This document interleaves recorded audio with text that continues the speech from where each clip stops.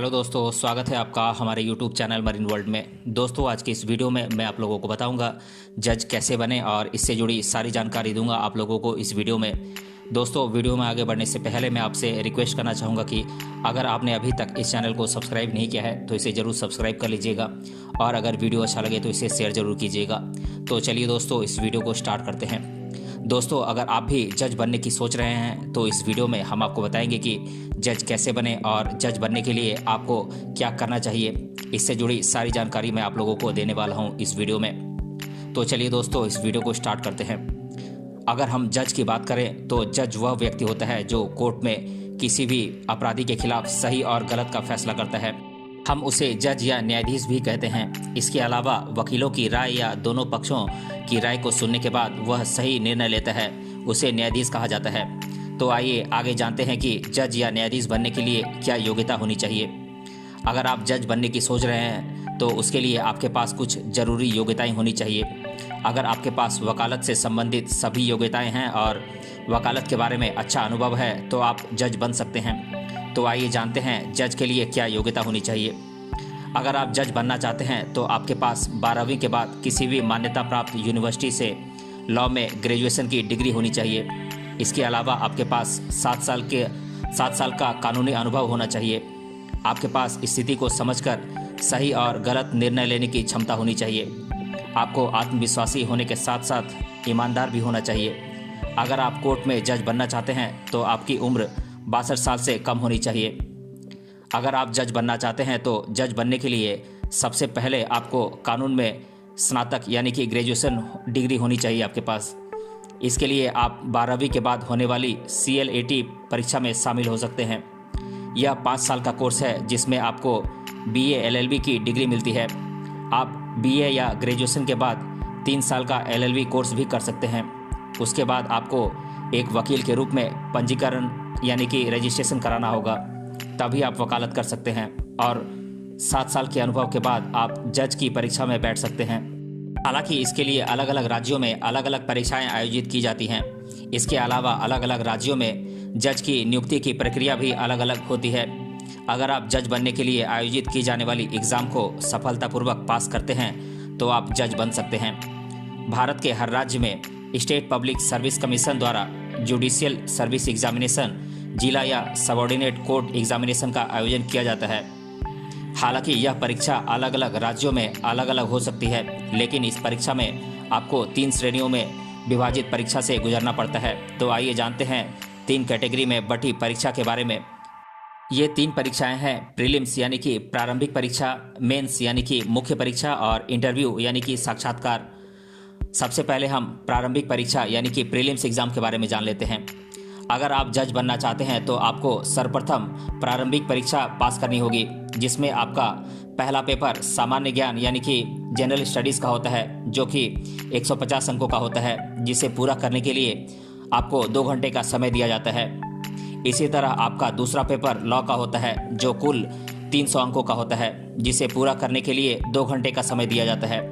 यदि आप इस प्रारंभिक परीक्षा को सुरक्षित रूप से पास कर लेते हैं तो आप आगे मुख्य परीक्षा में शामिल हो सकते हैं। जैसे ही आप पहले चरण की प्रारंभिक परीक्षा को सुरक्षित रूप से पास कर लेते हैं, आप मुख्य परीक्षा के लिए पात्र हो जाते हैं और इस मुख्य परीक्षा में आपके कुल 5 पेपर होते हैं और प्रत्येक पेपर के लिए 3 घंटे का समय दिया जाता है।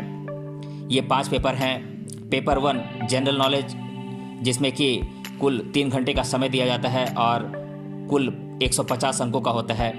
पेपर 2 लैंग्वेज का होता है, जिसमें भी 3 घंटे का समय दिया जाता है और ये कुल 200 अंकों का होता है। पेपर 3 होता है लॉ पेपर 1 सब्सटेंसिव लॉ का, जिसमें 200 अंक होते हैं और कुल 3 घंटे का पेपर होता है ये। पेपर 4 होता है law paper 2 procedure and evidence का, जिसमें 3 घंटे का समय मिलता है और कुल 200 अंक होते हैं। 5वां पेपर होता है लॉ पेपर 3 का, जो कि penal, revenue and local laws का होता है। इसमें कुल 3 घंटे का समय मिलता है और ये 200 अंकों का होता है। हालांकि यह मुख्य परीक्षा प्रारंभिक परीक्षा की तुलना में काफ़ी कठिन है, जिसे पास करने के लिए काफ़ी मेहनत करनी पड़ती है। यदि आप इस मुख्य परीक्षा को सफलतापूर्वक पास कर लेते हैं तो आप परीक्षा के अंतिम चरण यानी कि साक्षात्कार में शामिल हो सकते हैं।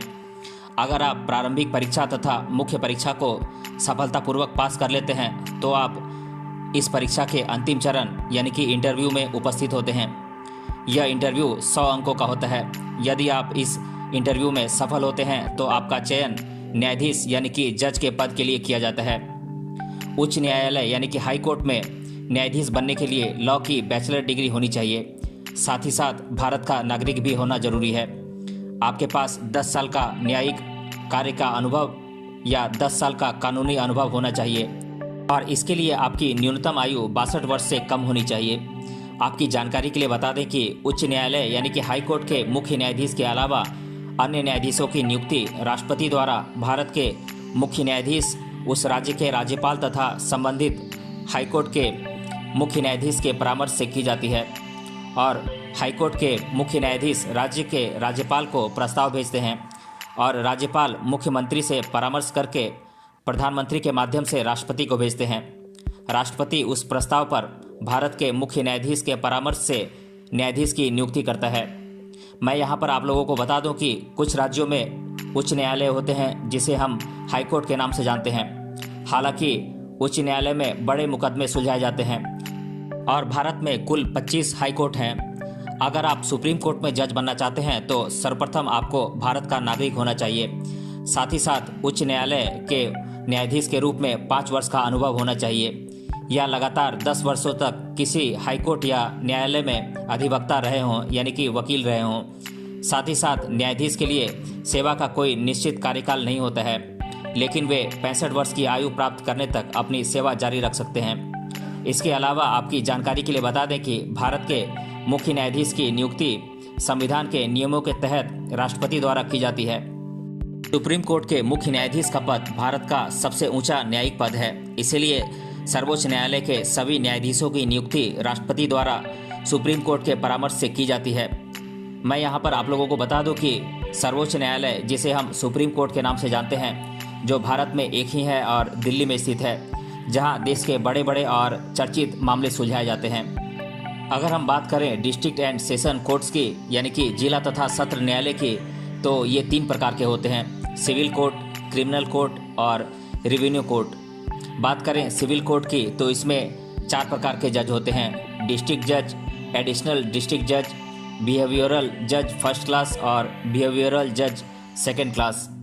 बात करें क्रिमिनल कोर्ट यानी कि फौजदारी अदालत की, तो इसमें 4 प्रकार के जज होते हैं: डिस्ट्रिक्ट एंड सेशन जज, एडिशनल डिस्ट्रिक्ट एंड सेशन जज, चीफ जुडिशियल मजिस्ट्रेट और अदर जुडिशियल मजिस्ट्रेट्स।